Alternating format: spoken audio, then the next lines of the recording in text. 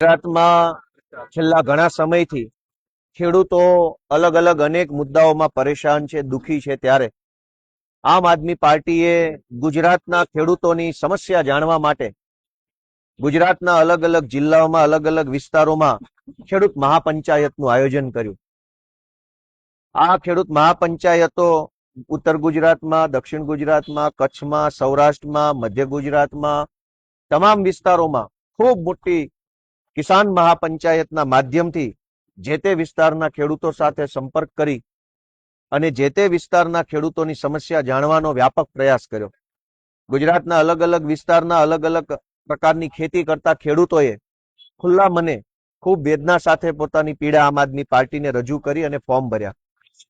ગુજરાતભરના તમામ જિલ્લાના ખેડૂતોની વેદના, વ્યથા અને પીડા લઈ મુખ્યત્વે ગુજરાતના તમામ ખેડૂતોની 11 જેટલી માંગણીઓ લઈ આજરોજ અમારા નેતા શ્રી ઈશુદાનભાઈ ગઢવીના નેતૃત્વમાં આમ આદમી પાર્ટીનું ડેલિગેશન ગુજરાતના માનનીય મુખ્યમંત્રી સાહેબને મળવા માટે આજે સમય માંગ્યો હતો. આજે અમે બધા ડેલિગેશનના સ્વરૂપમાં માનનીય મુખ્યમંત્રી શ્રીને મળ્યા છીએ. ગુજરાતના ખેડૂતોની 11 મહત્વની માંગણીઓ છે, જે માંગણીઓ પૈકી ગુજરાતની તમામ માર્કેટિંગ યાર્ડમાંથી કડદા પ્રથા નાબૂદ કરવામાં આવે અને કડદો કરનારાને જેલમાં પૂરવામાં આવે.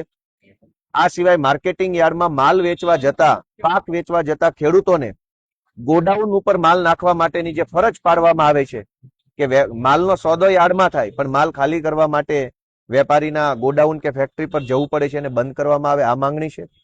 પંજાબની જેમ ગુજરાતના ખેડૂતોને પણ દિવસે 12 કલાક વીજળી આપવામાં આવે.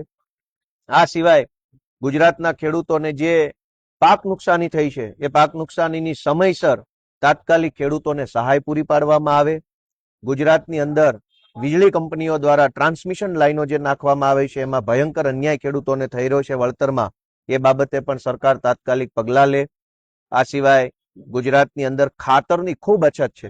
ચારો તરફ ખેડૂતોએ ખાતર માટે લાઈનોમાં ઊભું રહેવું પડે છે. એ બાબતની રજૂઆત પણ આજરોજ અમે ડેલિગેશનના સ્વરૂપમાં કરી છે. સીસીઆઈ દ્વારા કપાસની જે ખરીદી થાય છે, આ ખરીદી મોટાભાગે ડિસેમ્બર મહિનામાં ચાલુ થાય છે. ડિસેમ્બર મહિનામાં ખેડૂતોનો કપાસ ઓલરેડી વેચાઈ ચૂક્યો હોય છે, કારણ કે ખેડૂતોને પૈસાની જરૂર હોય છે. તો અમારી માંગણી છે કે નવેમ્બર મહિનાની 1 તારીખથી જ કપાસની ખરીદી ચાલુ થઈ જાય. દક્ષિણ ગુજરાતમાં શેરડી પકવતા ખેડૂતોને શુગર મિલ દ્વારા ઘણા બધા પૈસા ચૂકવવાના બાકી છે અને ઘણી શુગર મિલો બંધ થઈ ગઈ છે, ત્યારે બંધ થયેલી શુગર મિલો ચાલુ થાય. શુગર મિલના ખેડૂતોને, શેરડી પકવતા ખેડૂતોને જે વળતર ચૂકવવાનું બાકી છે વળતર ચૂકવવામાં આવે. આવા 11 જેટલા મુદ્દા ઉપર આજે ગુજરાતના મુખ્યમંત્રી સાહેબને રજૂઆત કરી છે. ખેડૂતો વતી આ રજૂઆતની અંદર અમારા નેતા માનનીય ચૈતરભાઈ વસાવા, માનનીય રાજુભાઈ સોલંકી અને માનનીય મનોજભાઈ સોરઠિયા સહિત અમારી આખી પ્રદેશની ટીમ જોડાઈ છે. અને આજે ગુજરાતભરના ખેડૂતો આમ આદમી પાર્ટી તરફ એક આશાભરી નજરે જોઈ રહ્યા છે. જે રીતે પંજાબની આમ આદમી પાર્ટીની સરકાર ખેડૂતોને, ભાગવું રાખનાર ભાગિયાઓને અને ખેત મજૂરોને પણ વળતર ચૂકવે છે, એવી જ રીતે ગુજરાતની સરકાર પણ ખેડૂતોને, ભાગવું રાખનાર ભાગિયાઓને અને ખેત મજૂરોને વળતર ચૂકવે એ પ્રકારની રજૂઆત પણ આજે અમે ઈશુદાનભાઈના નેતૃત્વમાં કરી છે.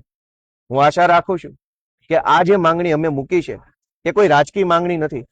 આ આમ આદમી પાર્ટીની માંગણી નથી. આ માંગણી ગુજરાતના ખેડૂતોની માંગણી છે. આ માંગણી ખેતી અને ખેડૂતને જીવતા રાખવા માટેની, સજીવન રાખવાની માંગણી છે. જો ખેતી જ નહીં વધે, ખેડૂત જ નહીં વધે તો આપણા બધાના પેટ ભરવાનો પ્રશ્ન ઉપસ્થિત થશે. આજે ખેતી ખૂબ ખર્ચાળ બની છે. ખેતીમાં ખર્ચા વધ્યા છે. ખેતીની અંદર અનિશ્ચિતતાઓ વધી છે. કુદરતી પ્રકોપ, ક્યારેક અતિવૃષ્ટિ, ક્યારેક અનાવૃષ્ટિ, ક્યારેક જંગલી પશુઓનો ત્રાસ.